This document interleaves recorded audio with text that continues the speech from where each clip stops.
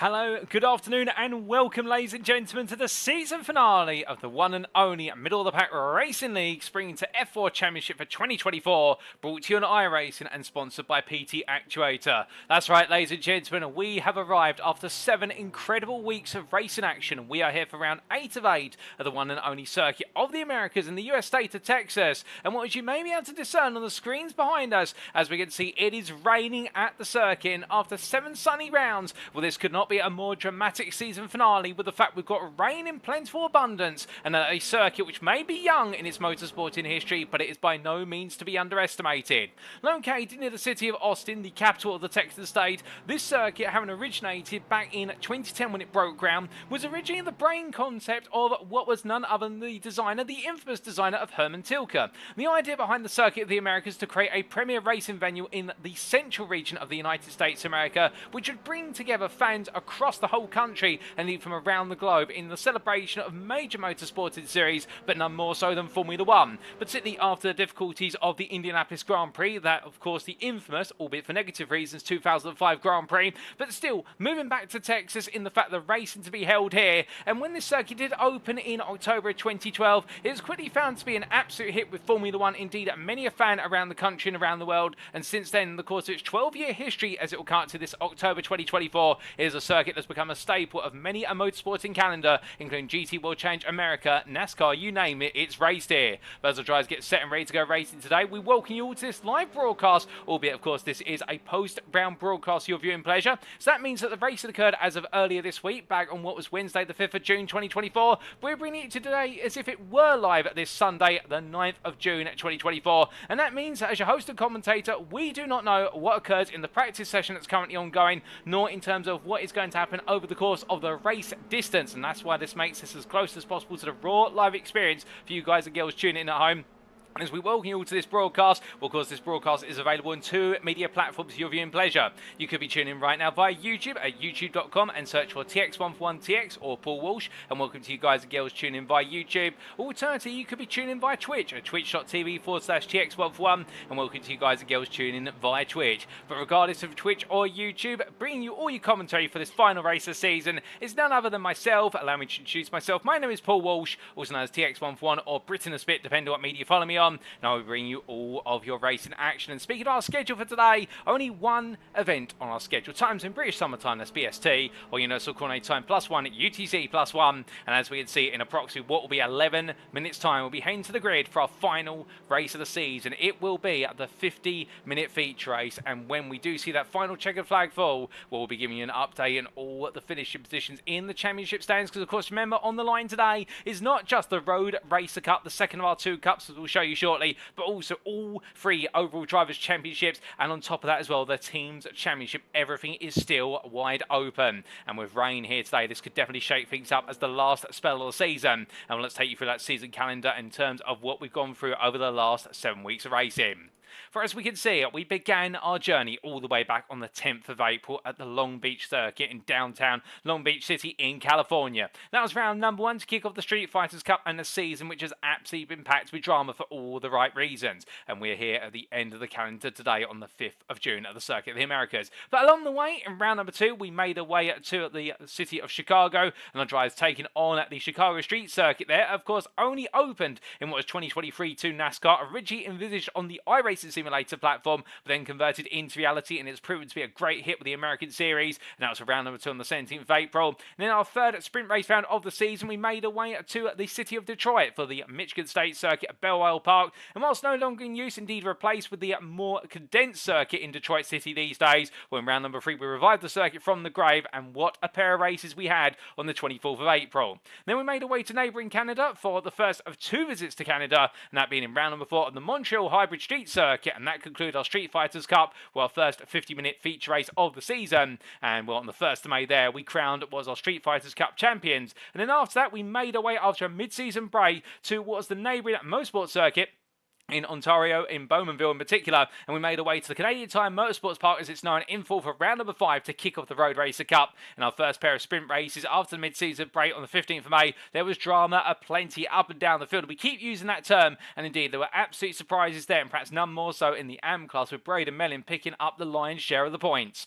Then in round number 6, we made our way back to the United States for what's a triple header to wrap up the calendar, starting with the Indianapolis Grand Prix circuit on the 22nd of May, and then in round number 7, last time out, we were in the US state of California once again, but making our way up towards northern central California for the Sonoma circuit, previously known as the Amphibian Raceway or Sears Point Raceway, and at the foothills of the Sears Mountain Range, well, the Sonoma circuit absolutely delivering on the 29th of May, and we're here now in the state of Texas to bring the curtain down. But giving an update on the championship standings after 7 rounds of racing, and we started with the overall Drivers' Championships, and as we can see in the Pro class, well, it is Jason Landry who leads by an advantage now of 39 points, and he'll be definitely feeling very comfortable with a steadied advantage. Indeed, that advantage has not grown or shortened since what was our visit to Sonoma last time out, and will Tanner Dibble right now be hoping for a miracle to bring Landry down. But still, the DNA Motorsports driver won't be complacent in the fact that he's got a rivalry of his own to deal with in Jaden Calloway, who only sits what is a further 18 points behind. And Calloway right now is emerging very quickly to try and take on Dibble for the runner-up spot. Jordan Butler sits P4 ahead of Edwin Offrez. The two continue to close the gap to each other now to 27 points. And then Francois Schink on 288 points has an outside chance of finishing inside the top 5. Mika Hendricks, Carl Ranieri, Milan Harris and Logan McKenzie complete your 10 pro drivers. And as we then come onto the prime class, here we can see at the top it's a little bit closer compared to the pros. Julian Jones leads, but only by 11 points over Adam Ballard. And indeed, when it was the scenario whereby we expected the 3 drives of Jones, Ballard and David Adeyiyi to be close together coming out of Sonoma, it didn't quite go the way the ITT West driver wanted for David Adeyiyi, and therefore now it's a 2-horse race to the finish. Albeit, don't count out Adeyiyi, who sits on 433 points. If results go against both Jones and Ballard, you could see him steal the championship. But right now, it's Jones who is the favourite, and Ballard is the close contender, and Adeyiyi could be the one to take the spoils from one, if not both of them. Matt Best for Texas Speed Sim Racing as well. The late charge in this championship has moved into P4 and is in arm's reach of the top 3. However, being 22 points behind and only what is there the best part of 7 ahead of Kevin Clark, his focus is going to be just as much on the top 3 as it is holding on to P4 versus Clark, who has proven once again to stay within touch of the top 3. Charles Hosey, meanwhile, sits P6. And what a run of form we've seen from Charles Holsey, becoming the 4th ever non-pro driver to take an overall win last time out in the second race of the day at Sonoma. And that's why he's moved up to P6 on 393 points. And right now, could we see his ascendancy continue all the way to the finish? Could he perhaps perform another magical drive today in order to potentially sweep into the top 5 or go even higher than that? Fernando Takahashi, Samuel Berardi, Joe Nagy and Aaron Lahr complete your top 10. And then we do see Bester SP11 at David Turner on 245 points. Only what is 11 clear of Nick Bader, with Jermaine Warren and Stacey Bertrand completing the championship standings. And then come on to the AM class, and here we can see Mark Senegal with an advantageous gap there of what is the best part of 38 points over Jared Kelly. Well, he is the favourite to take the crown today. However, do not count Kelly out in the fact that if things had gone differently at Sonoma in race number 2, we could have seen these two drives absolutely level on points going into this round, but it wasn't to be after a continuing run of wins for Senegal, now 4 in a row after taking both wins at Sonoma. But Kelly will know if it were not for a spin in race number 2, he could have been heading into this championship battle finale on what was a level score. But still, he's got an opportunity to try and take Senegal on, and it's the battle for P3 with Carl Peterson leading the way on 344 points, the best part there of what is 32 clear of Kirk Lane, and Glenn Bratton a little bit further behind there on 294 to the 312 lane. Outside the top 5, it's in a further 6 points to Billman DaCosta, the Bear Poke driver coming on stronger in the second half of the season, as is Jason Seelin, who sits in P7. And we've also got Nick Yakubov and Aaron Beaver and Todd Miller all in the fight, and don't rule out Braden Mellin in P11, only best the rest in P11 by 2 points versus Miller, so therefore it's all to play for this AM top 10. Indeed, this is the closest we've seen the AM Class B in a middle of the pack Racing League series in some time. Indeed, you'd have to go all the way back to the GT3 series in what was 2023, if my memory serves me correctly, for how close it was in a particular class, particularly the AMs. And then Roger Ganesh, Tim Chong and Christopher Holliday complete your standings with only 11 points between Ganesh and Chong in their fight for P12. And then coming on to the Teams Championship, And as we can see here, Sunday GT Turtles, they lead by an advantage of 78 points over ITT West, and Sunday GT Turtles have expanded their lead at Sonoma, and therefore they'll feel comfortable that all they need to do today is finish in the points, and therefore they'll be able to bring home that crown. But ITT West will keep them honest every step of the way, and know that if they are able to cause a slip-up for Sunday GT Turtles, they could see the pendulum swing in their favour right at the end. Meanwhile, more intriguingly, with DNA Motorsports in no man's land in P3 on 842 points, the fight is on for P4 and P5 currently between Rockefeller Esports Green, Slipstream Slavs, Caboose Crew and Bearpo, with the 4 teams there being separated by only 103 points in totality. And keep your eyes on Bearpo. They really have come on with a lot of pace in the second half of the season, and could they potentially steal away a top 5 finish from Slipstream Slavs and Caboose Crew. Rockefeller Esports Purple sit a further 99 points behind, but the best part was 90 clear of Texas Speed Sim Racing. Next, Rockefeller Esports Orange in P10 on 409 points, head of Rockefeller Esports Red there completing the stands a further 10 behind in P11. But then coming on to the Cup Championship standings, adjusting the points what have been the 3 rounds so far of the last half of the season. And as we see going into today, Jason Landry in the Pro class leads the Road Racer Cup by an advantageous, what is their best part of 65 points over Jordan Butler. The DNA Motorsports driver not having things go his way at Sonoma and couldn't quite keep the gap nice and tight, and therefore Landry is the one to lose today in terms of if he makes any mistakes, he'll be the one at biggest risk, whereas everyone else is playing chase. Outside the top 2, it's Jaden Calloway, only 5 points clear of Tanner Dibble, Weather and Offeret and Carl Ranieri completing the standings. And then we come on to the Pro-Am class. And here we can see it's Julian Jones who leads the way by only a single point over Adam J Ballard. And these two right now are opposite ends of the spectrum. Jones has been one of the fastest Pro-Am drivers over the course of this season, no doubt about it. But it's almost as if the spark has ignited for the Rockefeller Esports driver of Ballard, and that's why he's only a point behind. And it's a further 3 to David Adeyiyi, and need any of those 3 could take the crown, albeit don't count out Matt Best or Aaron Law or Kevin Clark, as they all sit 11 points separate from each other and a further 13 behind, starting with Best. And therefore it is a 6-way fight for the Pro-Am Cup title. In P7, it's Charles Halsey, who having missed a round, therefore out of contention, but he'll be looking to potentially put a spoiler in there for a number of drivers, with Fernando Takahashi, Joe Nagi and Stacey Bertrand completed the top 10. There's David Turn P11 ahead of Nick Bader, with Jermaine Warren bringing up the rear in P13. But then we come to the AM class, last but not least, and in the Road Racer Cup for the AMs, well, Mark Senegal, much like in the Overall Drivers' Championship, is the favourite to take it today, with an advantage there of 49 points over Jared Kelly. All he needs to do is get the car home, and Kelly, meanwhile, will be thinking about the fight for P2 between himself, Bill Da Costa, Glenn Bratton, Braden Mellin, and Carl Peterson. Outside the top 6, we can see Kirk Lane a further ways 22 points behind, and to be fair, Lane has been proven to show that its consistency proves important when it comes to getting some major points on the board. And he'll look to do that once again ahead of Tim Chong, who's only 3 behind, and it's a further 10 to Todd Miller, with Jason Seelin bringing up the rear inside the top 10 in P10 on 83 points. Aaron Beaver, P11 on 62. He's 11 clear of Nick Yakubov, with Roger Ganesh P13 to complete the Cup standings. But that's our Cups, our Championships updated. Let's talk about our host venue for today. And it is, of course, the Grand Prix layout of the Circuit of the Americas, or COTA as it's known in short. Located near the city of Austin in Travis County of the US state of Texas, where as we can see from the circuit map provided to us by iRacing.com. And thank you to iRacing for their brilliant circuit maps and, of course, the wonderful simulator that they've made available. This circuit is an absolute behemoth which has brought together some of the finest complexes from circuits around the world. Indeed, looking at the circuit map right now, you may be thinking, well, surely turns 3 through to 7 are the Maggots into Beckett's complex of Silverstone. Alternatively, you of course have got what is the hairpin sequence of Bahrain at turn number 11. When you name it, it has been referenced over the course of this circuit, and this really is a best hits version of a Formula 1 circuit brought to your racing pleasure. But as our drivers make the way on around this circuit, the one thing that this 2-dimensional image does not demonstrate is, of course, what is elevation change. And as our drivers make the way across the start-finish line, they'll make the massive uphill ascent, I should say, in towards turn number 1. The heavy braking zone there, where it's all about braking as late as possible, and as you make your way out of the low-speed hairpin, it's then the downhill drop into turn 2. Flat out through the right-hander in dry conditions, they'll make the way into the sweeping S's, turns 3, 4, 5, 6, and 7, finding the average apex speed gradually descends initially through turns 3 through to 6, and then it comes down crashingly hard through turns 7, 8, and 9, and come the end of the Maggots into Beckett-style sequence, they'll make their way out of the Kinker 9 and through the Kinker 10 to go downhill into the second hairpin at turn number 11. 11. Hard on the brakes, still going to the hairpin, while the circuit naturally opens up to make it 3, 4, perhaps even 5 wide, given the way the circuit has been designed in order to open up the apex as much as possible to enable battling. And as our drivers make the way out to the left-hand hairpin, well, it wouldn't be a Tilka designed circuit in the modern era if it didn't involve a 1 kilometre straight at some point, and that's exactly what our drivers will be getting down the backstretch up towards turn number 12.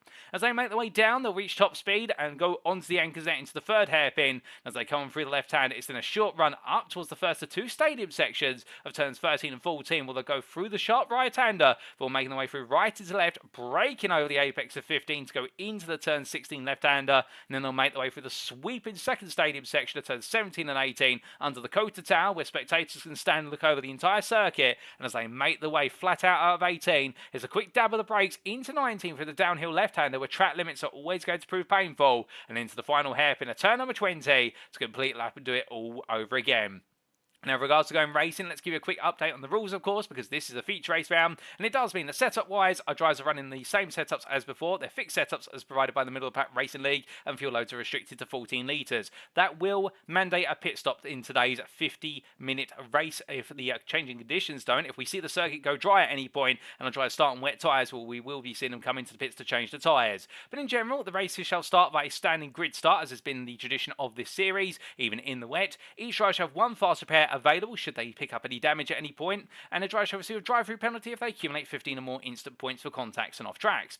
Now, as this is an endurance race today, the grid order shall be a class reverse grid based on the latest Drivers' Championship standings. So that means what we will see is that the pros will start ahead of the primes and the primes ahead of the yams, but we will flip the overall Drivers' Championships in each class. So the lowest placed pro driver starts on pole, and then as we get to the end of the pro class, it will then be the prime lowest placed driver in their championship who starts at the head of the prime field, and then of course we come to the yams and do the exact same there, and we'll walk you through that grid when we do go to the gridded procedure, with only approximately 20 seconds to go before we do go racing, ladies and gentlemen. We do make our way back to the circuit side, and well, as we do, you can see there the rain in fact has stopped. Interestingly enough, we have had a lot of rain coming down the circuit, but the rain has stopped recently. You can already see a drying line appearing there on a good portion. So this is the first race of the season, and what a way for it to go, to have rain right at the end of the season. And could we see this become a race where a number of drivers opt to start on the wets, but will there be 1 or 2 plucky drivers who think this circuit is going to dry up and will start on slicks and hope the circuit dries?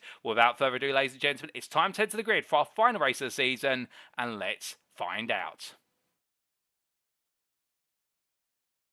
So as our drivers make the way on to the grid, well, we can't give you a quick rundown on screen of how they line up, but we can tell you how they're going to line up, and your grid order is going to be as follows for this season finale.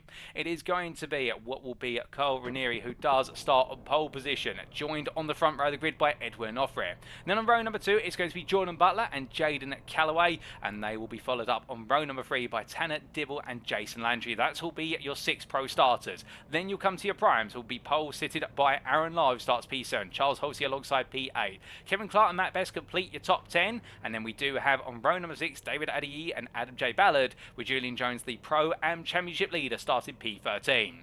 Then the Amfield come, and on Ampole is going to be Todd Miller, who starts P14 ahead of Nick Yakubov and Billman DaCosta, and then we do have Glenn Bratton and Kirk Lane on row number 9. Row number 10 to complete your top 20 will go to Carl Peterson and Jared Kelly, and then we will have Mark Senegal, who starts from last but not least.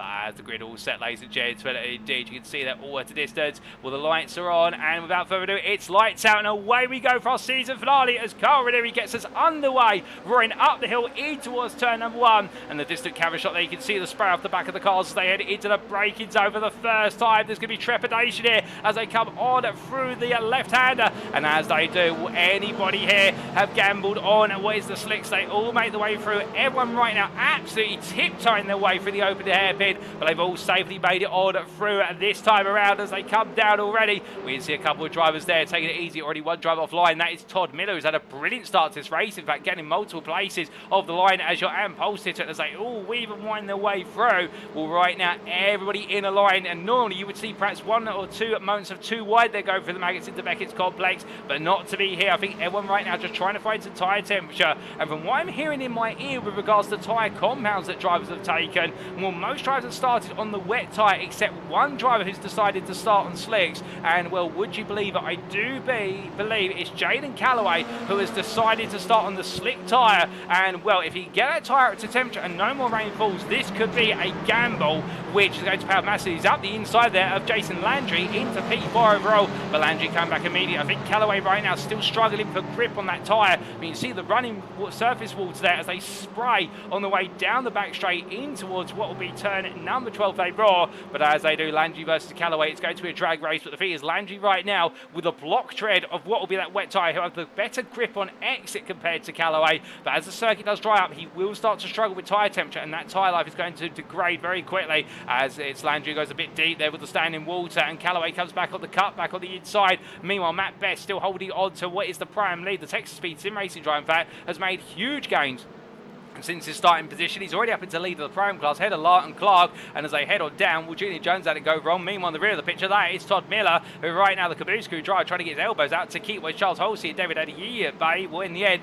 it's going to be Halsey who gets on through at 13. Miller in the end tries to shut the door, but Adeyeye says, no, you don't, and gets his nose in there. And, well, they do well to avoid making contact with one another, but definitely stepping on ice right now as they make their way through turn 17 in towards 18. And there goes Adeyeye around the outside. Halsey is meanwhile Miller loses the rear of the car on the outside line, just overturns the rear, and as a result, the 210 slides its way onto the runoff area. And, well, that is going to be painful, I can assure you, given the fact there's no grip out there. But meanwhile, after one lap of racing, Jordan Butler leads with Carl Ranieri and Tanner Dibble for close company behind. In fact, Butler did get ahead of Ranieri into the final corner as they make the way uphill, but as they come in towards the braking zone, you can see that Ranieri wants to go on the offensive once again as the DNA Motorsports driver trying to work together. That's going to be Dibble up the inside of Ranieri as they head through turn 1, down the hill in towards turn 2 they go. And as they come in towards the sweeping right-hander, well, the sun is starting to come out. From what I can see, it's breaking its way through the cloud out my quarantine booth window. Ranieri going defensive there into 3. He's got to be careful. Of course, the rear of the car tries to let go.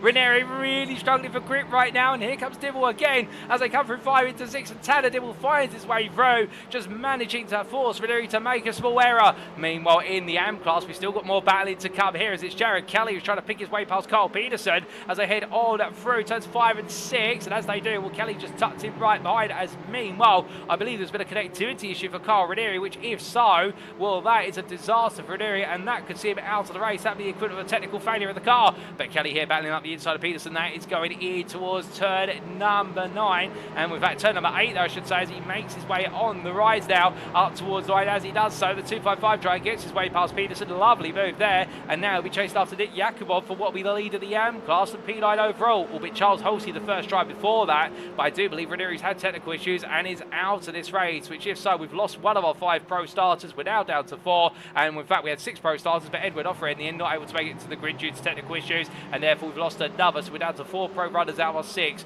But as our drivers make the way down the back straight, which will mean while we do look to Mark Senegal, of course, a provisional AM championship leader going into today, and therefore right now looking, if things stay as they are, to become the AM overall drivers champion as he battles his way on the inside there of Julian Jones. And looking up the inside, well, right now trying to make a move. Does he get it? No, he doesn't in the end. He had the overspeed, but Jones had the better boldness on the brakes and gets it absolutely hooked up. As you can see there, Kirk Lane going a bit deep, coming out of 12 in towards 13 they go. Jones is going to sweep his way around the outside, makes sure to give plenty of space to Lane as Jones in the end picks up some understeer there, and in the end glides his way to run wide, but just about keeps it together. But they're all sliding about here, really struggling right now. And will these conditions, given the fact this is the first exposure these drivers had to these conditions, with the rain arriving on the iRacing service, well, as they make the way on through turn 18 to 19, that was a tank slapper moment for Aaron Lahr, who just catches the car in time. Meanwhile, Jason Landry has gone around, I do believe, what was the exit of 19, but he has put it back together. But there's Jaden Calloway behind, and this circuit is drying. You can see there the amount of spray on the start finish straight is absolutely diminished, and as a result, I think our wet runners right now, they're going to be thinking about that pit stop and whether they need to make it much earlier. And meanwhile, as they make the way up the hill, Julian Jones had a spin from what I'm hearing at turn 19 into 20. He's dropped down to P11, losing multiple places. And meanwhile, David Adeye's into the pit lane, and Adeye's in. Now, has he decided it's time to go to slicks already? Which, if so, he will have been on the radio, I suspect, to Calloway. And will Calloway racing for ITT West? Adeye's a privateer, but he's part of the ITT West team. He just can't be in the team's championship due to the way the teams are distributed. He's up on the jacks. Adeye's going to slicks. And I think you're going to see a lot more drivers go for this, because right now the data is showing that Calloway is on the pace of what is the mid-pack of the wet runners, but later on, given the fact your leaders right now, Jordan Butler, your leader, is on a 2:30.8 previous lap to Calloway's what was 2:35.6. Well, he has lost 4 seconds, but if this circuit, in fact 5 seconds then, we do our maths correctly, but if this circuit continues to dry, that tyre delta is going to very quickly swing the other way, and for the American right now, he will be praying that over the 50 minutes of racing, that tyre delta swings his way sooner rather than later as he goes very deep there into the hairpin. He's still struggling for grip right now, but he'll be hoping that the circuit will dry up enough that it will force drivers to pit prematurely, and if so, it could force a lot of wet runners onto a 2-stop strategy, which if you're Jaden Calloway and the fact you're only expecting this race to be a 1-stop based on fuel, if you can get away with not having to make a second pit stop to change the tyre compound over, you are going to gain at least 20 seconds of race time, and that could be enough to swing it back as he battles up the inside there, Aaron Lahr in towards turn number 12, but again Lahr coming back with the cut back there, these two absolutely back and forth, and Lahr right now trying to keep Calloway behind as they roll on through 13. He's got the grip there as Lahr, and you can see the difference in the wet versus the slick tyre in the fact that Calloway will have a little bit more going his way on the dry parts of the circuit, but Lahr can just naturally abuse those wet patches that are still standing even more as Calloway there coming through the standing water on the apex of 60. You can see the car struggling for grip. Meanwhile, Tanner Dibble's taking the lead, and we have had a trip off the road for Jordan Butler, who's fallen out to lead this race, dropped down to P3. Matt Best has come through, and Best right now, the Texas Speed Sim Racing driver, well, he might be racing for his home state, to be fair, and that's giving an extra 10%, but goodness me, you can't take it away from him. The 101 driver right now absolutely gliding here in these changeable conditions, and what has been an absolutely painful season for Matt Best for the best half of what was the first half of the season. He's only really come alive in the second half of the season. He's always been there, but he's just not had lady luck on his side whatsoever. Well, right now, the 101 driver is showing that perseverance is just as key as having fortune, and doing very well to move into P2 as he chases after Tanner Dibble. Meanwhile, Aaron Lahr still fights to deal with Calloway as they head up the rise in towards turn number 1. It goes very deep there, does Lahr, but to be fair, when it's a wet surface, you can get away with very different racing lines. But as we ride on board here with the privateer in the 147, we can see that spray off of Calloway's car, and that spray has severely dropped compared to earlier on, albeit this is our first onboard shot of this broadcast, but at the same time as well, you could see the spray margins earlier when they started this race. But goodness me, that standing water as they go for the S's, and both drivers right now absolutely and a tiptoe their way through, almost as if they're walking on eggshells of the way the cars are sliding about. But Calloway right now, you can see where the dry line has emerged and the water has naturally flowed off the circuit there with the camber in the corners. Lahr right now drifting his way on through, but Calloway has found the grip, and on that last lap, Jaden Calloway a 2:34.92, Tanner Dibble a 2:30.48, so the delta is now down to 4.5 seconds from what is the wet to dry tyre in the pro class, and therefore I think Calloway will feel as though this is coming more and more into his favour as the race goes on. Meanwhile, we look back to Jared Kelly. And right now, the second place Am drive, P11 overall, chased after Charles Halsey, still trying to find his way through.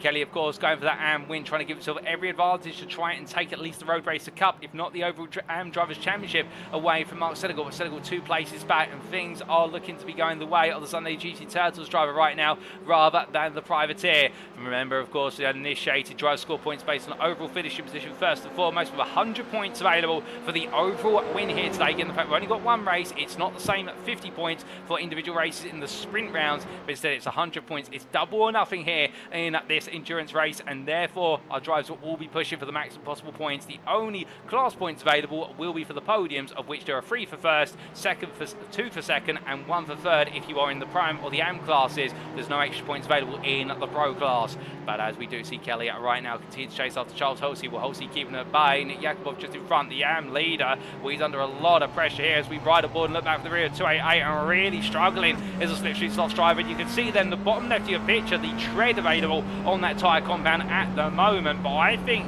right now, I think a lot of our drivers are starting to worry about those tyre temperatures, because we are seeing some very different lines being run as this race continues to wear on. But as they make the way on out in towards where it's turn number 19. Yakubov doing an absolutely stellar job right now, but he goes a bit deep there, really struggling to get the car stopped. Best, meanwhile, battling with Butler for what is P2 off camera. And in fact, as Jakubov goes very deep, oh, goodness me, you don't want to be doing that, Nick. Going out onto the exit curbs there. There's no grip available, and it's going to be 3 wide down the start finish straight here. But here comes Kelly. Kelly's going to try and part the seas, and as they make the way up the hill, will he be Moses at Texas? Or as he heads onto the rise there? No, he won't. He backs it out of it. But meanwhile, it's going to be Halsey up the inside there, and meanwhile, Jakubov goes a little bit deep.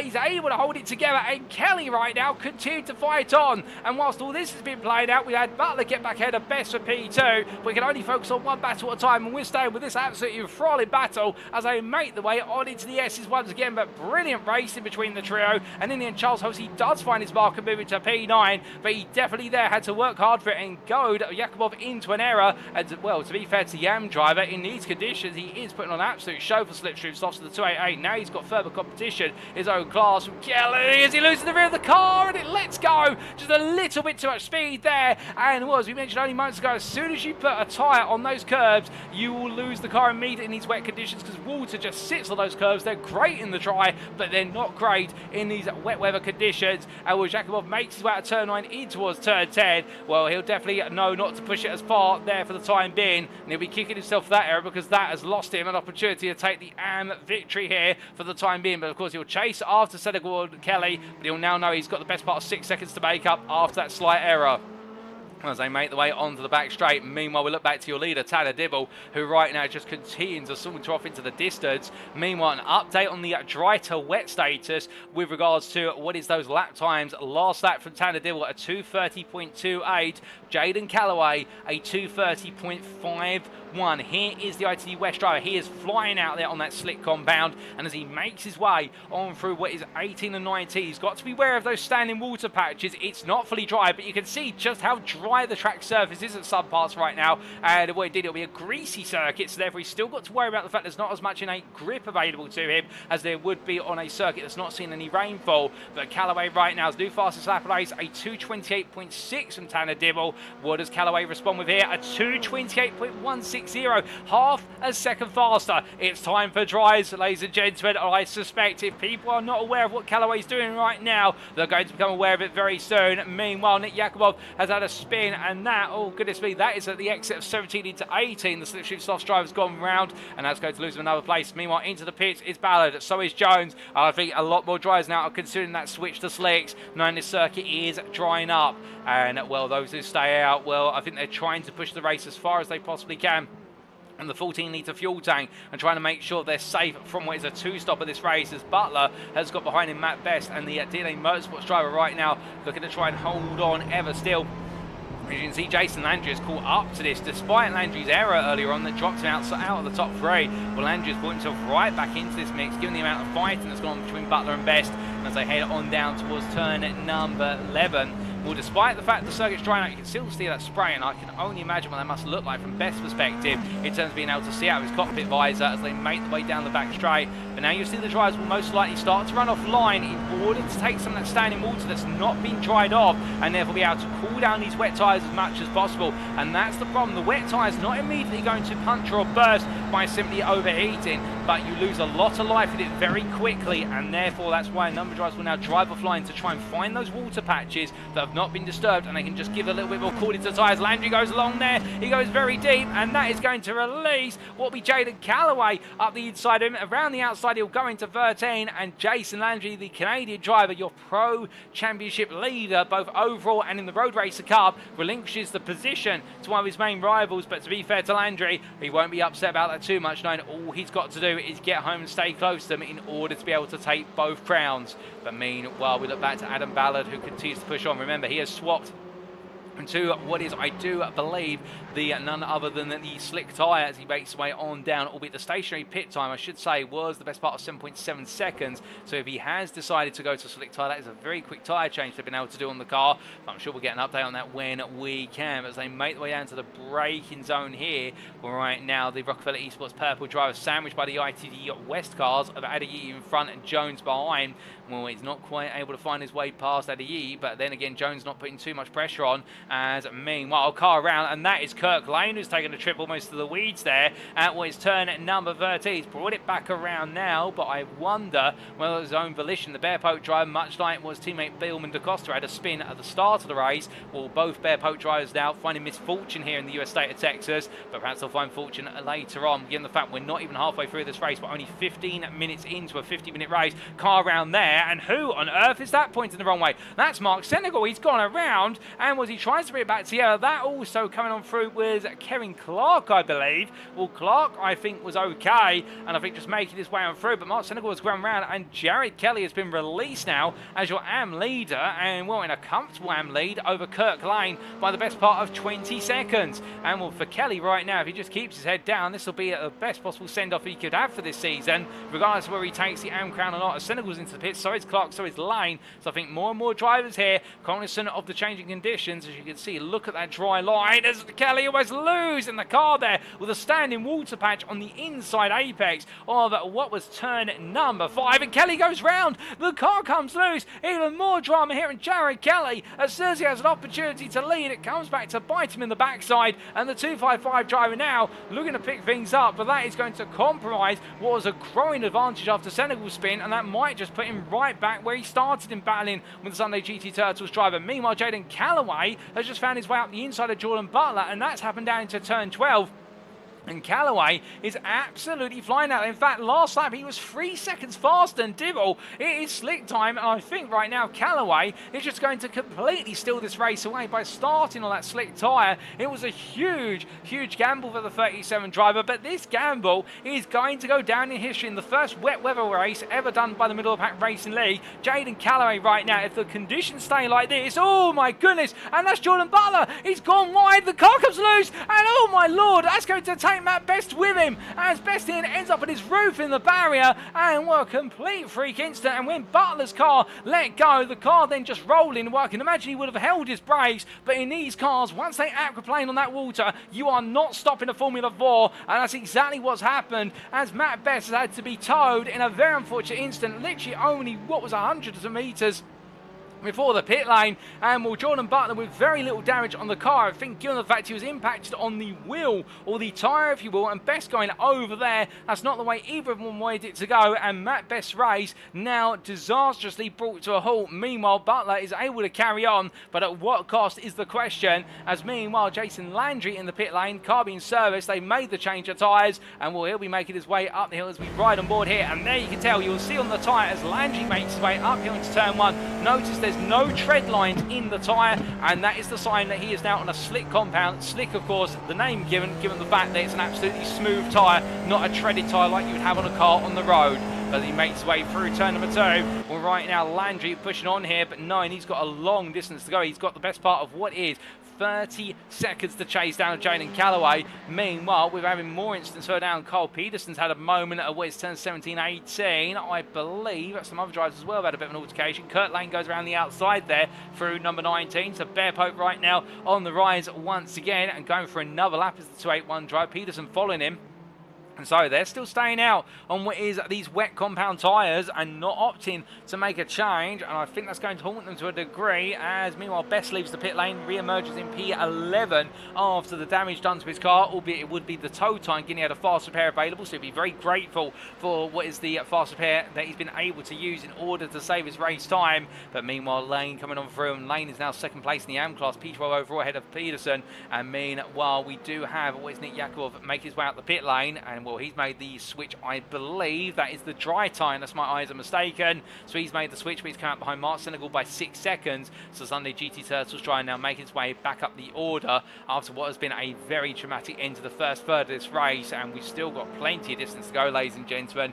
And well, as we wind our way towards the midway point, well, we've still got plenty of pit stops at the front of the field, but we've also got the question of who can now make this race remain a one-stop. As meanwhile, Yakubov losing the car there, going on through the S's, and we're hitting a bit of standing water, and that's done exactly what it would do to the car, which is just send it straight on, no grip available, and the Slipstream Soft Strike gets it stopped in the end. But right now the 288 absolutely trying to find some tyre temperature, and meanwhile, whilst all this is playing on, race leader of Tanner Dibble chased after by Jaden Calloway. Well, right now Calloway's pace 222.22, meanwhile Dibble at 225.92. Calloway is in a different postcode in terms of pace, let alone a different lap of pace. He makes his way on through, but now he's got to find his way on past his rival as we do a ride on board the front wing of the IT West machine as he makes his way through the S. And look at the grip difference that is available as he's going to sweep his way around the outside to inside. A look for it there, going on through what is 6 into 7.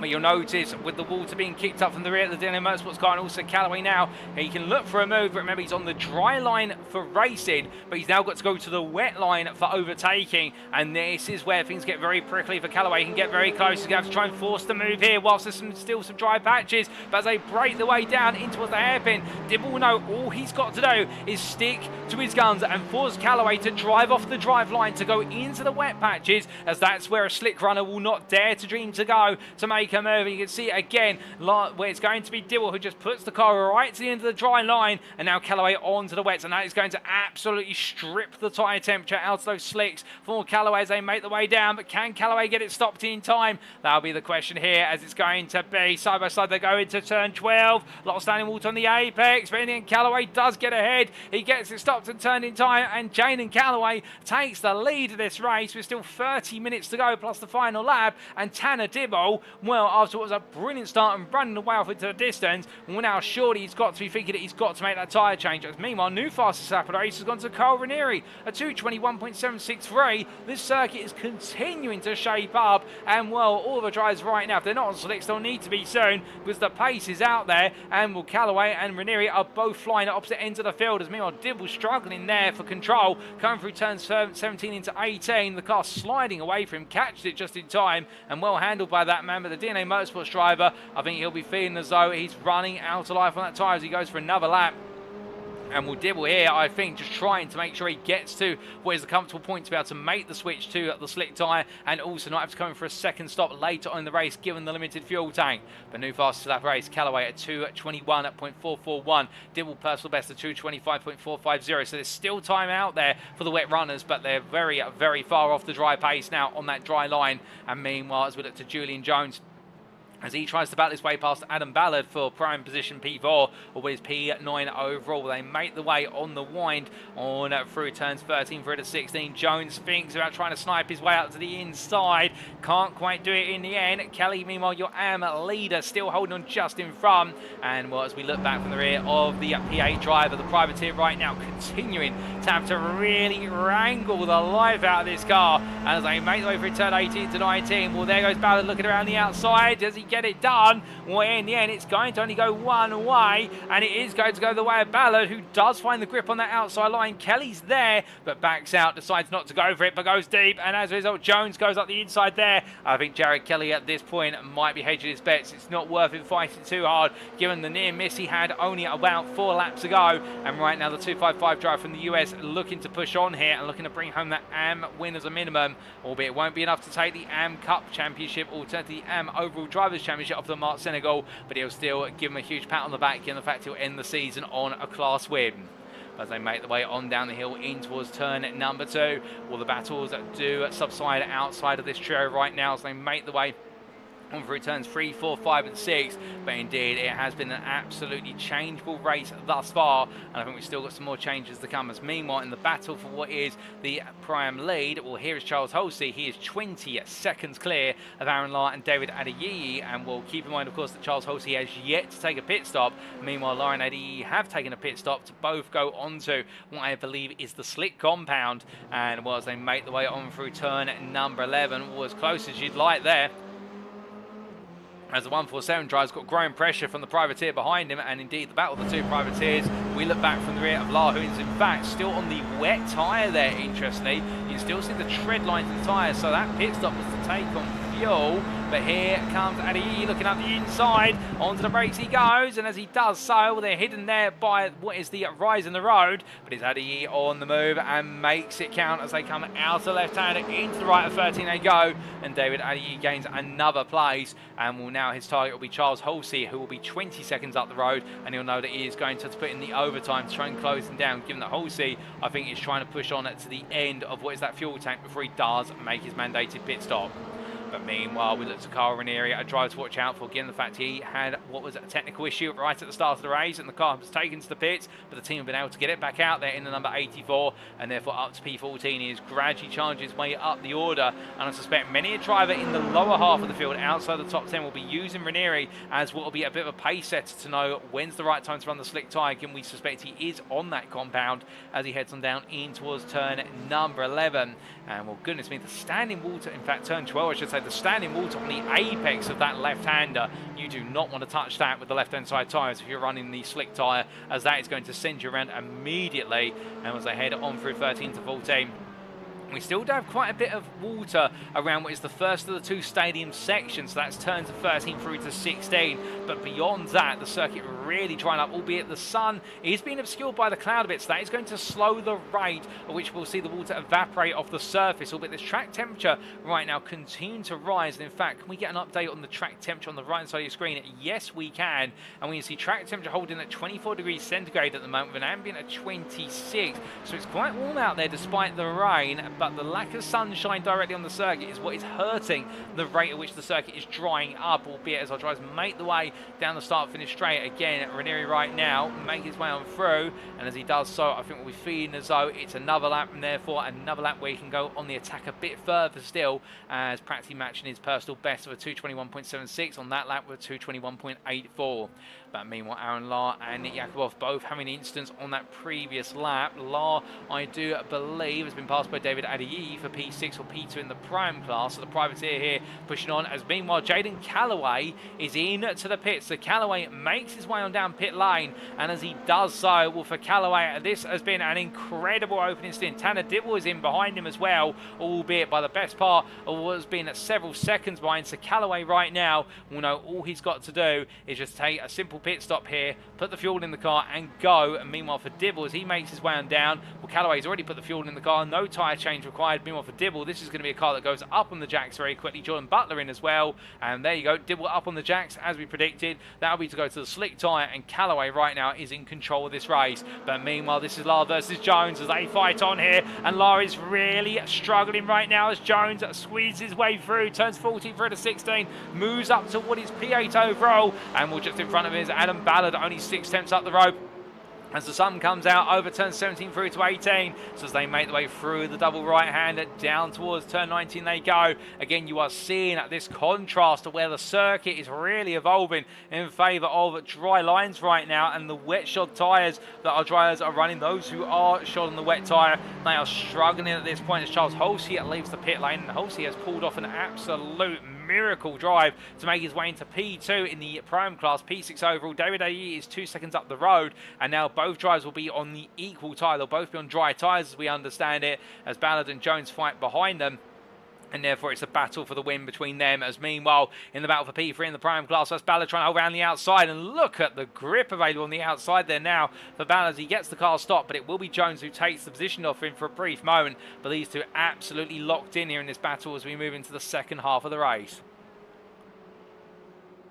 As they wind the way on through the S's, well, Ballard will still go on the attack as much as he can.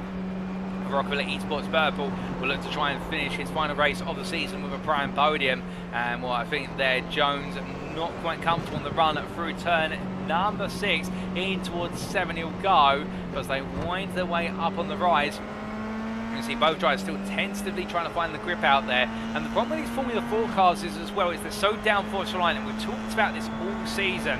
For example, at the Canadian Tire Motorsport Park, where the whole idea behind these cars is with that rear wing, whilst it is a relatively small rear wing and the same for the front wing, those provide all the downforce and therefore the grip available to attack the corners and carry more apex speed.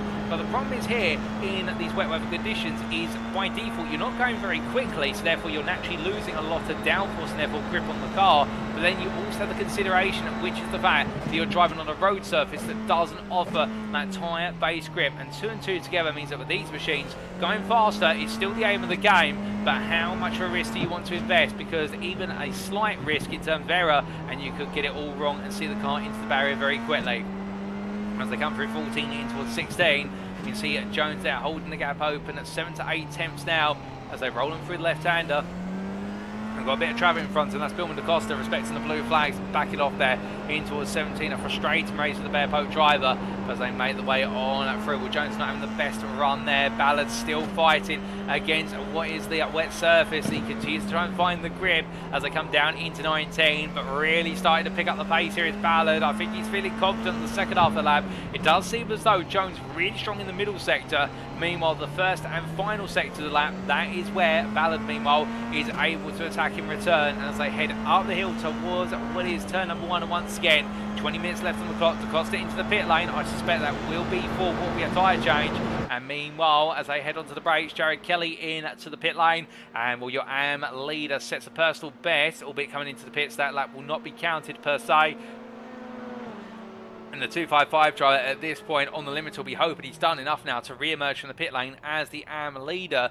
Kirk Lane, meanwhile, just making his way up towards what is the final corner. In fact, Lane's gone around. The Bear Poke driver's had a spin coming out of turn 19. And, well, as he brings it back together, that is going to cement Jared Kelly's status as being the AM leader. That is Mark Senegal behind, but Kelly's still leaving the pit lane. And, in fact, he's just made his way past pit exit line now. So Jared Kelly returns onto circuit P10 overall. And your AM leader by an absolutely mouth-watering advantage of what is 13 seconds over Kirk Lane, and Mark Senegal a further second behind. So right now, Jared Kelly in control in the AM class, and meanwhile from them, it is Kevin Clark versus Aaron Lars. They battle side by side coming down through turn number 2, and this is Lars trying to make some progress as both drivers right now struggling on in the fight for P6 in the Prime class, P11 overall, and I think they both lost an opportunity to try and take on Jared Kelly, who's 10 seconds up the road to fight for a top 10 finish. But right now these two are absolutely locking horns as they make the way on through 5 into 6 and running through the left into right here, and the 189 o'clock, the Haas Motorsport machine, well, right now having a good middle portion of the season, and indeed continue to have a good run of form over the course of the end of the season. Well, right now just trying to take one more place before all is said and done. Meanwhile, new fastest lap of the race from second place driver Jason Landry, and Landry now up into P2, of course, with the change of position as a result of pit stops. And well, the Sunday GT Turtles driver absolutely going all in, a 215.69 to Callaway's 217.10. And the interesting contrast here will be that with Callaway having started on the slick tyre compared to Landry, who's had to change to it, well, Landry will have a fresher tyre for the second half of the race. He'll have more life available to it, but he's got a 14-second gap to close down to Callaway. And if Callaway can lose, say, a second a lap maximum, given the fact the lap time around here in these drying conditions will be pushing to the best part of a 2-minute 10 if you average it out to the nearest 10, then what it will mean is that for Callaway, he can afford to lose a second a lap, and with 18 minutes to go, that's 9 laps. Well, in fact, indeed it is 9 laps. There was a massive spot on, it would seem, and it does mean that therefore Callaway would still have the best part of 4 seconds available to play with going into that final lap or so, and therefore he won't have to worry. So this race right now, unless Landry can find a way to start stripping 1.5 to 2 seconds a lap out of Callaway, this race is going the way of Jaden Calloway so long as he doesn't make an error. Meanwhile, looking back into the battle for the third place spot, or I should really say the second place spot in the Prime classes, Adam Ballard there going absolutely on the attack into turn 6 and through 7, 8 they go. Well, Ballard right now, the Rockefeller Esports purple drive, not leaving anything on the table, it would seem, versus Julian Jones. And Jones, meanwhile, just trying to hold on just a little bit longer. Remember, these two are fighting for what is the Pro-Am Cup in the Road Racer Cup. Given the fact they went into today, only a second, not a second, only a point between them, I should say. And right now, Jones is holding on. He is the leader of the two of them going into today, so therefore this finish would see him take what would be the Prime Cup.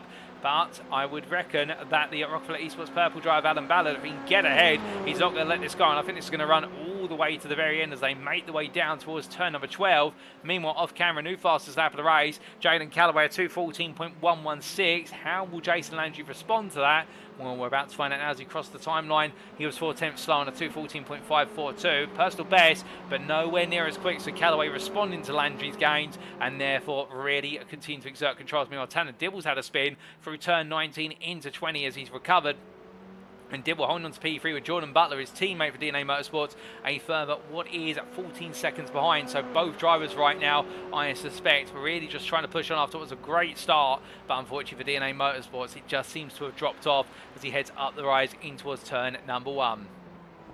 As he comes on through the left-hander, more than 15 minutes ago. Let's give you a recap of the field in terms of what's happened so far and what we've still got lying in wait. And, well, as we can see, after 35 minutes of racing, Jaden Calloway is your race leader. The ITT West driver who made a gamble by starting on the slick tyre where everybody else started on the wet tyre. And while struggling for the first couple of laps, we didn't see any more rainfall at the end of practice. And Calloway decided to anticipate there'd be no rain falling in the race and the circuit would dry up quite quickly. And well, the circuit's taken a lot longer to dry up than originally envisaged, but hold the fort there, ladies and gentlemen, as Kirk Lane has just been passed by Mark Senegal. That's coming out of 14 into 16, and Senegal has made his way into P2 in the AM class, as they both waged their way around through turn 17 and 18. So Lane, even Errol, Terzi Senegal right now absolutely coming alive, it must be said.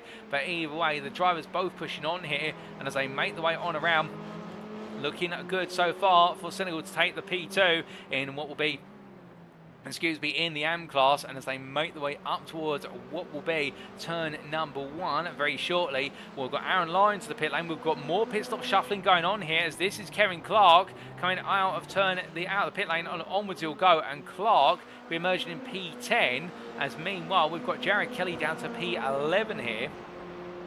We're just trying to understand the shuffle. I believe Clark has taken a second pit stop. Meanwhile, Kelly has only taken the one so far. So therefore, Clark making further progress and returning just ahead of Kelly as they made the way on through. And again, we do have that question of multiple pit stops for what is our drivers who started on the wet tyre and decided to go to the slick early. More on that in due course. We continue our recap in the fact, coming back to your race leader, Jaden Calloway, of course, gambling with the start on the slick tyre. And in the end, it's paid off. And now it's in a back and forth fight, albeit at 13 seconds distance from this to what is the Sunday GT Turtles driver of Jason Landry, who's just set the fastest lap race at 2:13.10 as the circuit continues to dry up and now really evolves into a bit more of a damp circuit rather than the wet circuit. And the Canadian driver here absolutely on the attack, but knowing all he's got to do is finish behind Calloway in order to take both the overall Pro Drivers Championship and also what is the Pro Cup for the Road Racers Cup in the second half of the season. But Landry, meanwhile, an early spin cost him dear in the wet conditions,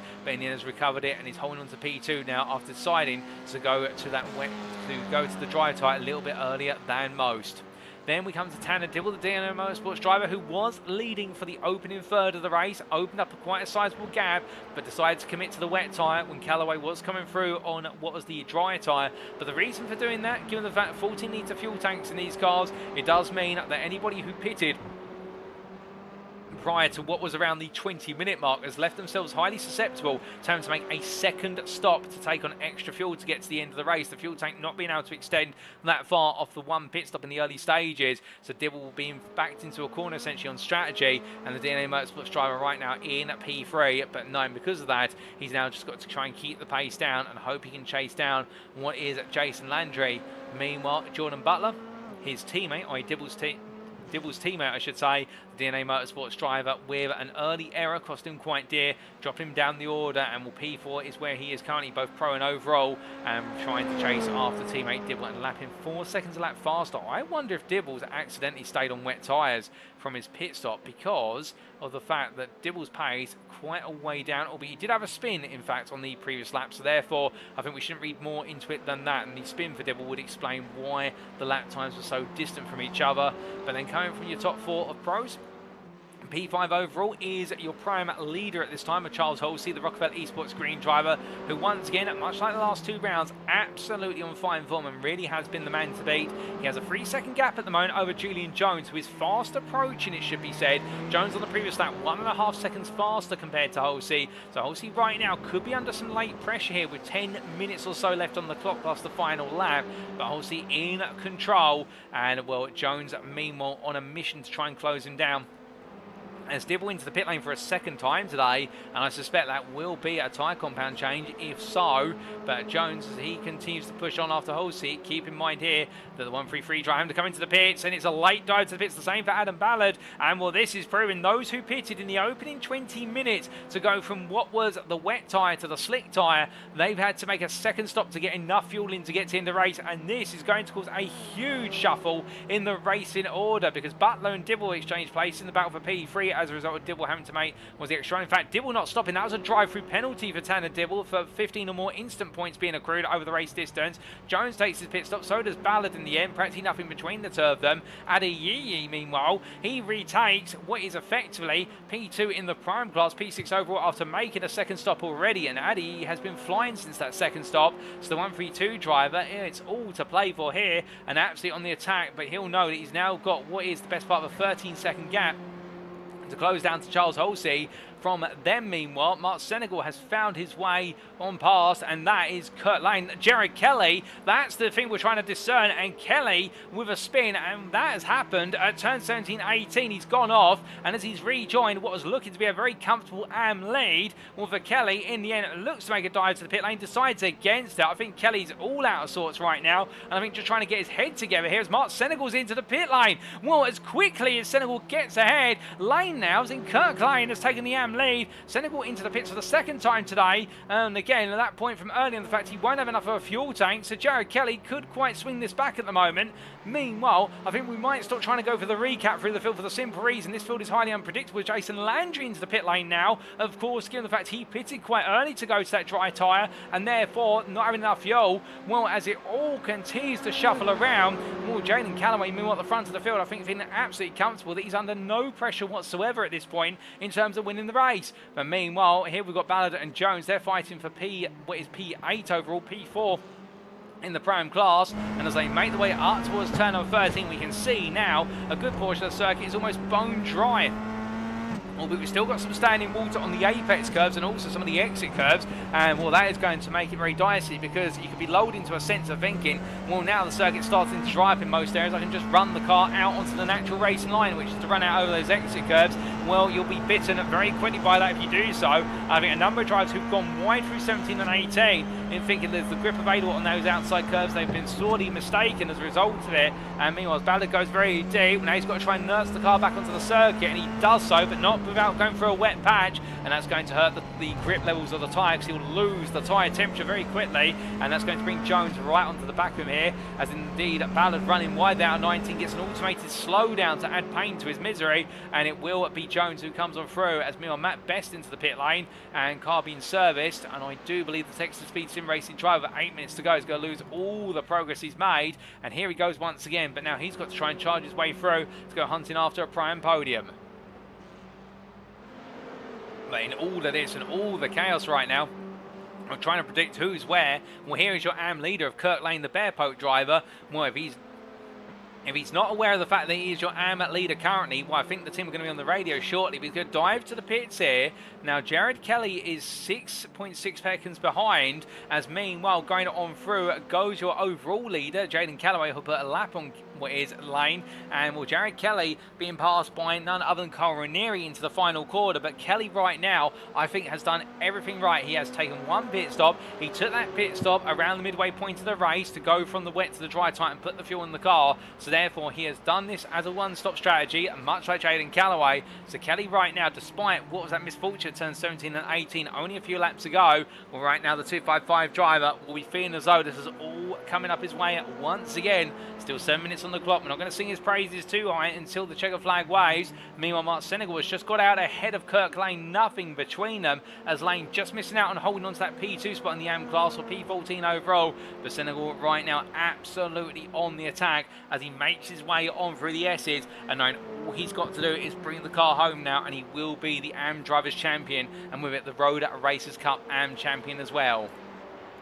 But as the drivers make the way onwards here, and indeed in these closing stages, that's where the tiredness now really starts to kick in. Indeed, the complacency is something you don't want on your mind whatsoever all the way to the finish now, and the fact that you feel as though the circuit has dried up enough that you can start to relax a little bit. Well, as we said earlier, there's still some standing water out there, particularly on exit curves and apex curves, and that is where the mistakes can very quickly come a cropper and send you sliding off the circuit, if not to a tyre barrier, or as the drivers make the way on down the start-finish straight. Here goes Jones ahead of Ballard, as Ballard staying with him on the run, and up towards what will be turn number 1 they go, and as they do, will Ballard look for the move here? Remember, this is for what is the Pro-Am Road Racer Cup title. Jones has to keep Ballard behind just for a little bit longer in order to be able to make this a reality, and as they're coming down the hill, it is going to be a Ballard full attack, but Jones will know if he can pressure Ballard into pushing harder and harder and racing offline, and that could be enough to get a mistake to materialise out of Ballard, and that mistake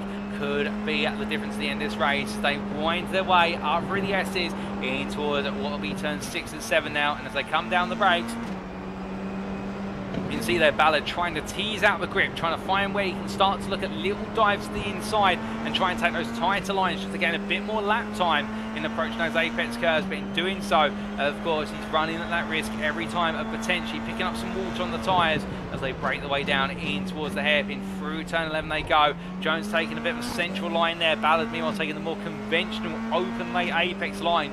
The drag race the way off the corner, and boy, it's Ballard who gets the better run plus the toe here, but he also be mindful now he's going to pull off the race line and go onto the damper part of the circuit if he wants to make this move happen. Now will Jones go defensive as they make the way down in towards the braking zone. Here they go, ladies and gentlemen, 2 wide under the anchors, and it's going to be Jones on the outside, Ballard on the inside. Jones in the end holds it around the outside, and Ballard tries to get the car stopped. He does so, but just not enough anchorage there on the brakes, so you can see how much he strode through the corner. The Rockefeller Esports purple driver losing 1.5 seconds just because he had to brake into standing water, and the 129 driver now he's got to do it all over again, and with 4 minutes to go there will be this lap plus another 2, and after that all of his opportunities will have been expended. But meanwhile we look back to the P2 driver Jason Landry, who's had a bit of an error quite recently coming on through the S's sequence, albeit now the gaps between him and Jaden Calloway standing at 37 seconds. That will be a record for the biggest win advantage that we've ever seen from any driver overall in the Middle of the Pack Racing League Series. 37 seconds right now, and Jaden Calloway has absolutely nailed this race with regards to strategy and also the consistency throughout, and can anything stop this man? And well, we're not wishing anything can stop this man, I can tell you now, but the 37 driver absolutely clocked in here and looking untouchable as he heads towards what will be the closing stages of this race. But as he weaves his way on through turns 17 and 18 in terms of battles out there, where everything right now seemingly at stalemate in terms of the gaps being quite static, as we look here to the battle for P2 in the AM class, or P14 overall, between Lane and Senegal, as Lane the chaser and Senegal the hunted, and as they make the way on through turn number 16. Bit of a poor run there on through the first stadium complex for the Sunday GT Turtles driver, and Bear Pope's Lane right now on the rise here as he makes his way on around through 17 and 18. And now you're starting to see, with such a dry circuit arriving, how they're able to take a much more aggressive approach there through the double right apex, albeit not as much grip through 19 on that downhill off Camber corner. And with a 281 of Lane still staying strong and pushing on as they make the way on through the left-hander, albeit as they build up the speed and head upwards towards what will be turn number 1. We're heading on through it. Meanwhile, there's been late drama, and oh goodness me, Jason Landry, I think, having a bit of an error at the final corner, and we're pushing hard here, but not quite able to find a way to match the lap times of what is Calloway. But meanwhile, here's Lane. He's all over the back of Senegal, coming out 1 in towards 2. Through the right-hander of 2 they go, and we'll nose to tail still, and Lane looking stronger here. He's going to look around the outside. Can he find it? No, he can't. And in the end, Senegal having to defend in the middle of the road. Lane backs off as a result. So this will naturally open the gap up, but Senegal makes a mistake. He cuts over the apex curve there of turn 5. Bit more contact, and in the end, Senegal goes round Lane, parks the car up there, immediately brings it to a halt and lets Senegal rejoin, but Senegal's now got to spin the car around, and that's going to take some time now. I don't think there's any malice meant from Lane. I think just the difference in speed and Senegal making that error, and Lane holding on there, as meanwhile Senegal goes around again, having driven onto the wet patch there, always the inside of turn number 7, and the Sunday GT Turtles driver has lost all tyre tyre temperature, and he's lost all control of this race for a brief moment as Kirk Lane now 8 seconds up the road. Well, I think there might be a little conversation between them after the race. I think Lane did intend to give the place back, but given how much that gap has opened up right now, I think Lane might be of the opinion, you know what, I'll have to just do it after the race in terms of post-race stewarding, given the fact that 227 driver is so far back right now, and he has got Todd Miller closing up, and Miller is only 3.5 seconds away. But goodness me, unfortunate there, but you could see what Lane was trying to do. He put so much pressure onto the Sunday GT Turtles driver, and Senegal in the end just making an error, trying to catch the car, and Lane is trying to get closer and closer, tapping on the rear, and the rest was history. But meanwhile, into the pits on the lead of this race, and well, he couldn't quite make a full one-stop work here. The ITD West driver of Jaden Calloway, this might be just a safety stop, to be fair, in order to get a little bit more fuel in. Perhaps he decides to fuel the car a little bit less, thinking there was one lap less than what there's going to be, given the relative pace. But meanwhile, Todd Miller's made his way past Mark Senegal, and Senegal is struggling. The car is just not there anymore after that spin. And the Sunday GT Turtles driver, well, this is a disastrous end, but again, all he's got to do is get the car home, and if he does so, he will be your AM Drivers Champion and your AM Cup Champion. So right now, he's not going to take any risks out there. He'll just want to get the car home to that finish line. But meanwhile, having made a pit stop, Jaden Calloway, having made 2 stops now, is on to this final lap. And indeed, after what will be 22 tours of the circuit today here in the state of Texas, we will be bringing the checkered flag down the circuit of the Americas for the whole Spring into F4 Championship Series, as he makes his way on through the right-hander turn number 6. Well, right now, Calloway, knowing he's done this absolutely perfectly, and indeed, all he's got to do now is coast the car and home. Meanwhile, Mark Senegal into the pit lane. I suspect this will be for a fast repair, and he'll be back out there to take the checkered flag. Indeed, if he retires from the race now, he will be classified as a finisher, as he will, in fact, finish what will be within 5 laps of the overall race winner. But he'll want to get that car home for the simple reason of a 30-second gap over Glenn Bratton in P5 in the AM class, or P17 overall. Well, Senegal will know he's absolutely safe. In fact, he doesn't come to a stop in the end. That is a drive-through penalty for what is an automated instant count that's been reached with 15 instant points. So therefore, for Senegal, another bit of frustration. But no, that frustration is not going to steal away any of the 2 titles that are coming his way. But ladies and gentlemen, as he makes his way on through, we look to your AM leader, Jared Kelly, who's right behind the driver who's a lap up on him, and that is Jason Landry. And Kelly right now, this may not be the late surprise he wanted in terms of taking the AM Cup crown, but he'll be still looking to take an AM win, and a very happy one with that, and what has been a phenomenal drive from the 255 driver after that early spin, and indeed what has been then all about the recovery, and a perfect recovery. Charles Halsey, well, the man has absolutely proven just how strong he is in these conditions time and time again. But meanwhile, ladies and gentlemen, as we do look to your race leader, he makes his way into the last couple of corners. And some will say he was crazy to start on slicks, but those who doubted him, they were proven wrong. For as he makes his way out of the final corner, Jaden Calloway takes victory in Texas with an absolutely ecstatic win by 14.5 seconds in the end, pro and overall for ITD West over what will be Jason Landry at the close. And Landry with his P2 will be your pro overall and cup champion for what will be the Road Racer Cup. Congratulations to him for 2nd place overall. And then it is a sizable gap, but before that, here comes Jared Kelly, ladies and gentlemen, and he is your AM winner, a lap down P13, the privateer. He'll be runner-up in the Drivers' Championship and also the Cup in the AM class, as we then do have Kirk Lane coming home P14, a stellar drive there for 2nd place in the AM class, his best result of the season, I do believe. P3 goes to Jordan Butler on the lead lap for DNA Motorsports after what has been a challenging day today for DNA Motorsports. Teammate Tanner Dibble just behind, but then as they make the way up towards turn 1, here's a man who's coming towards the end of his race, and well, for Charles Halsey, it's another win in the books, and if only he had this pace in the first half of the season, what could have been? But for the Prime driver, he will take another win. Congratulations to him for Rockefeller Esports Green in the 100 in an absolutely deserved 5th place overall, and then it will be a run-up in the Prime class. He goes for a spin at the final corner. It's David Adieu who's had it go wrong, and Julian Jones comes on through, and as he does, so does Adam Ballard, I believe. Well, Julian Jones will take 2nd place in the Prime class, and that will confirm him as what will be your Prime Drivers Champion overall and in the Cup. Meanwhile, Adam Ballard in the end takes what will be P3 on that Prime podium. So late heartbreak for David Adieu as he's had to tow to the pits. Matt Best in the end finishes P4 in the Prime class, P8 overall, head of Adieu and Clark.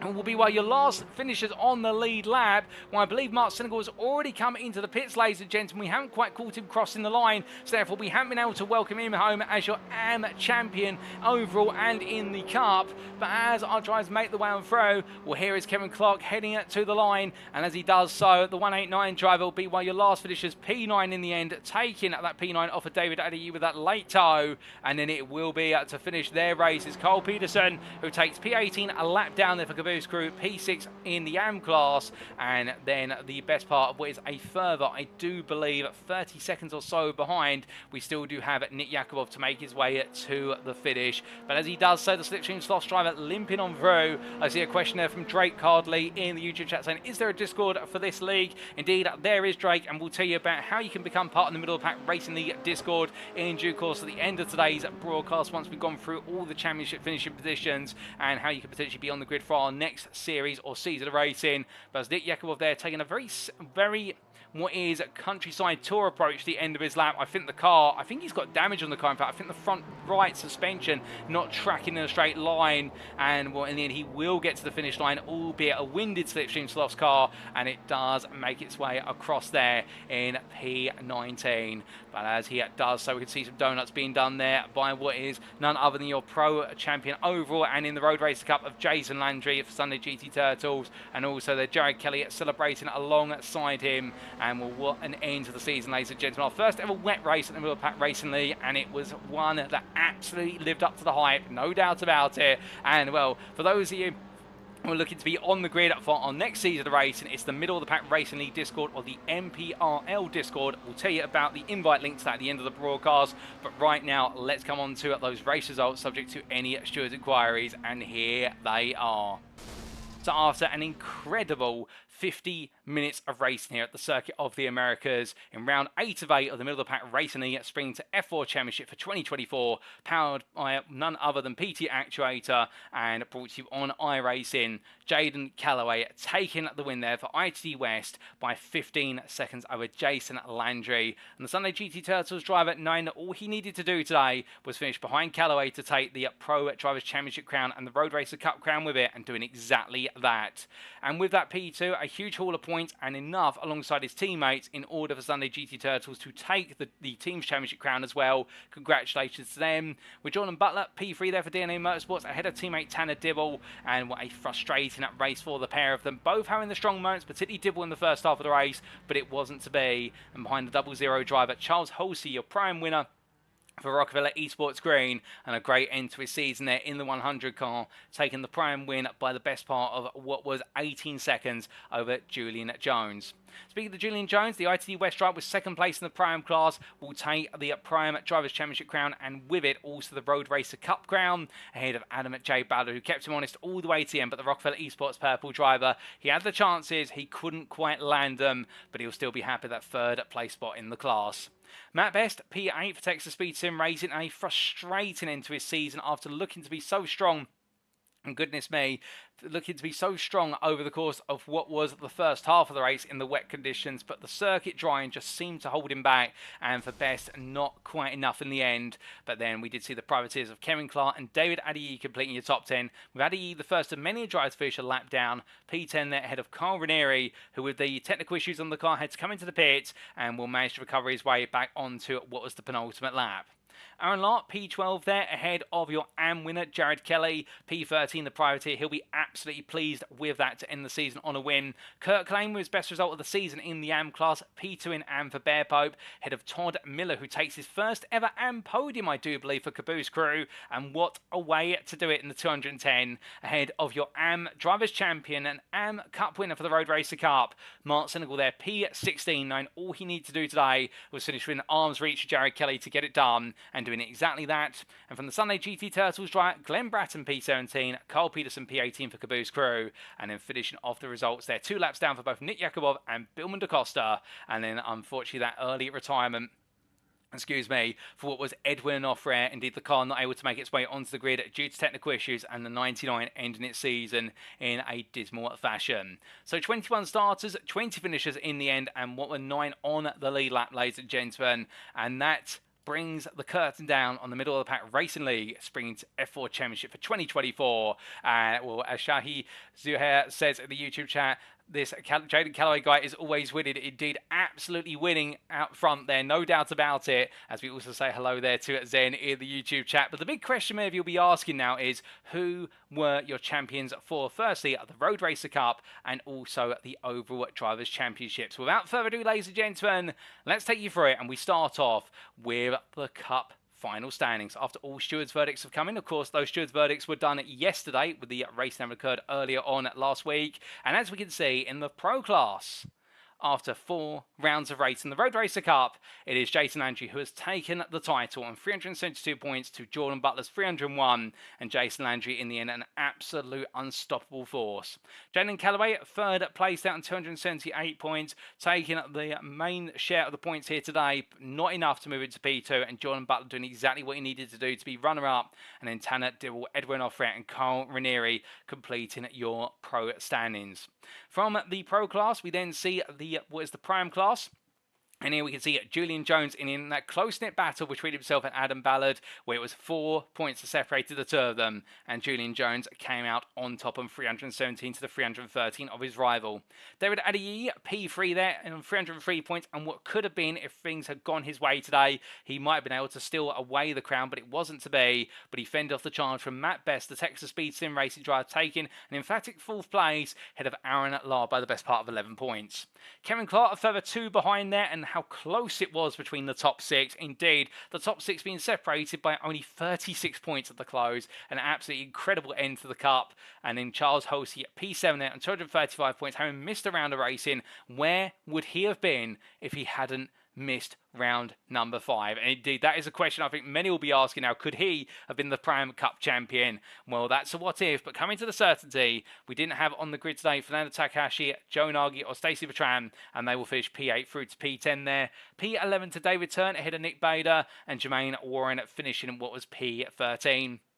And then we come to the AM Cup standings, and Mark Senegal in the end crowned your Cup champion by 40 points over Jared Kelly. As well as Kelly did take the win, it wasn't enough to break down Senegal's advantage going into today. And Billman DaCosta taking 3rd place off of Glenn Bratton, albeit in the end by result countback only, and how close it was between the two of them. Goodness me. Carl Peterson a further 25 points behind, and then Kirk Lane P6 there, ahead of Todd Miller by only 16 points, with Braden Mellin, Tim Chong and Nick Yakubov completing your top 10.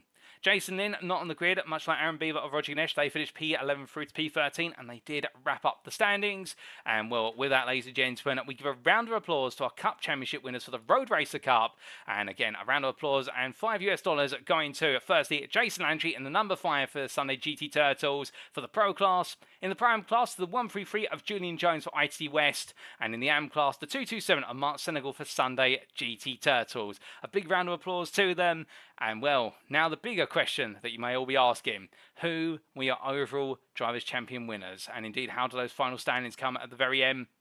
And as we can see, starting with the Pro class, Jason Landry by 49 points, taking the Pro title for the whole season over all 8 rounds of racing over Tanner Dibble. But look at that between Dibble and Calloway, a point the difference between the two of them in that battle for the runner-up spot, and Calloway just not quite doing enough in the end in order to bring Dibble down. Meanwhile, Jordan Butler, P4 on 424 points, ahead of Edwin Offret, who in the end, absence on the grid today meant that it was only going to go one way, and that was for Butler to hold into that P4 spot. Francois Schink, a further what was in the end 21 points outside the top 5. Versus Edwin Offret, and then Carl Ranieri, Mika Hendricks, Milan Harris and Logan McKenzie completing the Pro Oval Championship standings. Then coming to the Prime class, and with adjustments we can see Julian Jones taking the win by 14 points over Adam Ballard, but the two run each other all the way to the checkered flag, no doubt about it, and Jones in the end a deserved champion, and in the same fashion a deserved run-up spot there for Adam Ballard, who will be looking next time to take the crown from Jones. David Adeyemi, P3 on 503 points, and a big question of what could have been if results had gone the way for the privateer in the first half of the season. Indeed, predictions would say that he would have been an absolute shoo-in for the title, if not guaranteed the title, given the way his pace came alive in the Road Racer Cup. But still, that's the way things have fallen, and the same could be said for Matt Best after a difficult first half of the season, doing well to finish P4 and fend off the late charger Charles Halsey, who finished behind him by 9 points in P5. Kevin Clark P6 ahead of Aaron Lahr, with Fernando Takahashi only 9 points off of P7 there in P8, and Samuel Bernardi and Joe Nagy completed your top 10. P11, best of the rest went to David Turn ahead of Nick Bader, with Jermaine Warren and Stacey Bertrand completing the standings. And then we come to the AM class, last but not least in our Drivers' Championships, and there is your confirmation of Mark Senegal taking the win on 493 points to the 464 of Jared Kelly, an absolutely brilliant back and forth. And the difference between them in the end was the consistency of Mark Senegal over all 8 rounds. Indeed, Jared Kelly showing race-winning pace many a time, but Senegal, when things were down and his cards were looking down as well, he didn't give up, and that was what enabled him to hold the points advantage each and every round. Cole Peterson at P3, a very well-earned P3 there on 398 points ahead of Kirk Lane, albeit the Bear Poach driver's result today moved him into P4 right at the late close. Then Glenn Bratton completing the top 5 on 350 points to the 338 of Billman DaCosta. Nick Yakubov, P7, just ahead of Todd Miller, with Miller's result, that P3 in at the AM class. Moving him into P8 there, ahead of Jason Seelin and Aaron Beaver completing your top 10. Braden Mellon, P11 ahead of Roger Ganesh, and then Tim Chong and Christopher Holliday completing the AM standings. And as we come to the team standings, here is your confirmation. Sunday GT Turtles, despite ITC West gaining a large number of points here at the Circuit in the Americas, it wasn't enough to take the crown away from the Sunday GT Turtles team. And congratulations to the trio who managed to hold on the end despite tough pressure from ITC West over the course of the entirety of the season. DNA Motorsports, P3 there, and a valiant effort, but not quite able to finish beyond P3, but managing to steer clear of Rockefeller Esports Green, who then led the rest of the field, with Caboose Crew P5 just fend off Bear Poke there by 15 points, and a further 20 to Slipstream Sloths, with Rockefeller Esports Purple, Texas Speed Sim Racing and Rockefeller Esports Orange completing the top 10, and finishing last but not least P11 by 10 points behind Rockefeller Esports Red there in at that 11th place spot. So to give you a quick recap, here are your overall championship winners, ladies and gentlemen, and a round of applause, of course, goes to, in the Pro class, the number 5 of Jason Landry for Sunday GT Turtles. In the Pro-Am class, Julian Jones for ITC West in the 133. And in the AM class, the 227 of Mark Senegal for Sunday GT Turtles. And, well, our team's championship winners, Sunday GT Turtles there. The number 5 of Jason Landry in the Pro class. The 227 of Mark Senegal in the AM class. And Roger Ganesh in the 229 fellow AM driver. But we also had some more prizes come the end of the season. Many of you may remember going into this season, we had 2 raffle draws up for grabs. The first being for any driver who completed at least 7 of 8 rounds of the season, and that being for the largest prize of them all, and that being at $50 and encouraging as much participation as possible. And we also did have a raffle prize as provided by our title sponsor this season at PT Actuator, and that being for none other than what was a PT Actuator active belt tensioner. And without further ado, ladies and gentlemen, as we bring on screen, here are the raffle results. Those raffle draws being done as of only a couple of days ago. And our raffle prizes firstly went to Julian Jones for the 7 race raffle prize. Congratulations to him, and indeed fortune being on his side just as much as pace. And the 133 driver in the Pro-Am class for ITC West has earned himself $50 for his participation. And meanwhile, in the PT Actuator Active Belt Tensioner Raffle Prize draw, Mark Senegal in the AM class for Sunday GT Turtles, taking that away in the 227. And congratulations to him, and a huge, huge thank you to our sponsor, PT Actuator, for this season. Indeed, for being our title sponsor. We're very happy to have them on board. So to give you a quick recap of all of our prize winners over the course of this 8-round season, and we start off there with Jason Landry, who of course finished first in the overall Drivers' Championship in the Pro class, and therefore taking $20, added to by $5 for winning the Road Racer Cup in the Pro class, and also he takes home part of $30 for being part of the winning team's championship team, and that is the Sunday GT Turtles outfit. In the Pro-Am class, Julian Jones there taking $20 for the first place in the overall Drivers' Championship in the Pro-Am class, $5 as well for the Road Racer Cup, and also what was there, I do believe, $50 for the series participation raffle. We also got there Mark Senegal, your AM winner, for $20, finishing first in the overall Drivers' Championship in the AM class, also $5 for the Road Racer Cup AM class. and also part of $30 for the Sunday GT Turtle team in the Teams Championship, and also taking home the PT Actuator Sponsor Prize raffle prize of the PT Actuator Active Belt Tensioner. But we've also got those who won the other cups earlier on, and it's crazy to think this season we have not had one driver in any of the classes, and indeed I believe this is a first in the Middle of the Pack Racing League series where a driver has not gone on to take both cups in any of the classes. Because as we see, Tanner Dibble takes $5 home for winning the Street Fighters Cup, our first 4 rounds of the season in the Pro class. The same for Samuel Bernardi in the Pram class for the Street Fighters Cup, and also in the Am class for Jared Kelly. And well, absolutely crazy to see that, but congratulations to them on their earlier achievements. And also part of $30, of course, goes to the 229 of Roger Ganesh, your Am driver for the Overall Teams Championship win in Sunday GT Turtles.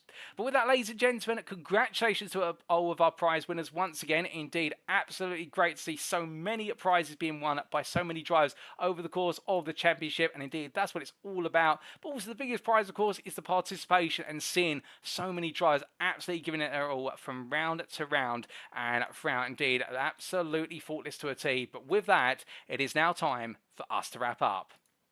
Thank you very much for watching, and if you have enjoyed today's show, and perhaps you're sat there right now, much like what we saw earlier for Drake Cardley in the YouTube chat, want to know how you can become part of the Middle of the Pack Racing League community and how you can be on the grid to go racing with us in what's upcoming in the Forward 2024, more on that very shortly. Well, the first place to go to is our official Discord. Invite link available on screen there. Use that link today, get yourself signed up, because you'll become part of one of the premier growing sim racing communities across the world, but particularly on the North American continent. But whether you're from North America or elsewhere, everybody is welcome, and we would love to see you on the grid. But if you're perhaps a little bit shy and don't want to join the Discord today, well, you can of course follow us on social media, and that's our official Twitter at twitter.com/MOP Racing, where you can stay up to date with all the latest announcements regarding ongoing and upcoming series, and also the trials and tribulations of the official Middle of the Pack racing teams.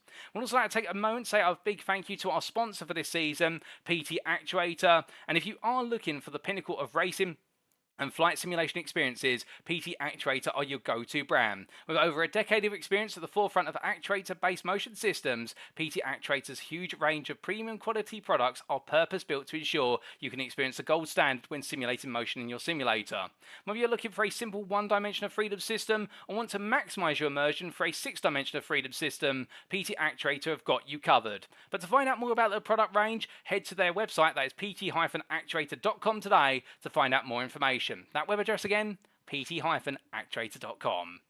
But with that, ladies and gentlemen, of course, the big question is, what now? Because, of course, we bring the curtain down on the Formula 4s. Well, we're very pleased to say, if you are looking to become an aspiring dentist, as the slang would go in the motorsporting world, well, we have got a treat for you in the fact that come the fall, the autumn of 2024, we are bringing out the V8 Ligier P320 machines. The LMP3 cars will be unleashed onto 8 rounds of racing, and the calendar that is going to follow what will be the World Endurance Championship, I do believe, or come close to it in terms of venues that have been raced over the last couple of years. We'll be unleashing LMP3s out there, and well, we would love to see you out there giving it your all in the legendary machines. So to sign up, be sure to join the Middle of the Pack Racing League Discord, because I can tell you one thing, it is going to be an absolutely enthralling series, and well, it's my pleasure to announce that I will be back in the commentary booth, bringing you all the racing action as if it were live over the course of the championship season. But with that for now, ladies and gentlemen, we have been the Middle of the Pack Racing League. I've been your host and commentator, Paul TX141 Walsh, also known as Britain the Spit, depending on what media you follow me on. And until next time, remember to stay safe, stay well, stay smiling, but most importantly, as always, remember to stay on track, because this has been the Spring into F4 Championship for 2024,